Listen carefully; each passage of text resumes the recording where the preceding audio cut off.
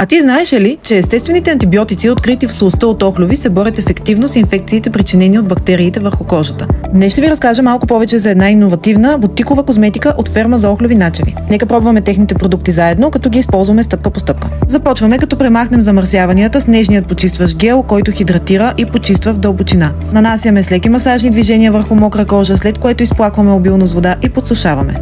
Изсветляващ и озаряващ ефект получаваме благодарение на околоочният крем, подходящ за всеки тип кожа, спомага за намаляване отоците и тъмните кръгове, повишава блясъка в зоната и носи дълготрайно усещане за хидратирана кожа и комфорт. Тук е момента да спомена, че съм впечатлена от удобната опаковка, която подпомага нанасянето, а след това продължаваме с леки потупващи движения до пълно хидратиране на продукта.